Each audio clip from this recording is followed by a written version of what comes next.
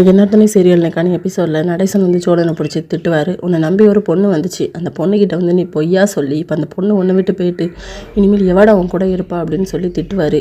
நீலாம் இதை பேசலாமா, உனக்கு என்ன தகுதி இருக்குது அப்படின்னு சொல்லி சண்டை போட்டுட்ருப்பாங்க. அதுக்கப்புறம் சோழன் பாண்டியன் 2 பேருமே அடிப்படி சண்டை போட்டு தரையில் உருளுவாங்க. அப்போ நிலாவோட அப்பா வந்துடுவாங்க. ஃபோனை வச்சுட்டு வந்தேன், அதான் எடுக்க வந்தேன் அப்படின்னு சொல்லிட்டு, எதுக்கு இப்படி சண்டை போடுறீங்க அப்படின்னு சொல்லி கேட்கும்போது சேரன்னு சொல்வார். இல்லை நிலா போயிட்டுல அதனால தான் இப்படி அப்படின்னு சொல்லிட்டு அவர் வந்து ஒரு முகச்சொலிப்போட வீட்டுக்கு வந்துடுவார். வீட்டுக்கு வந்து சாப்பாடு இல்லாமல் எல்லாருக்கும் வந்து அரேஞ்ச் பண்ணிகிட்ருப்பாங்க.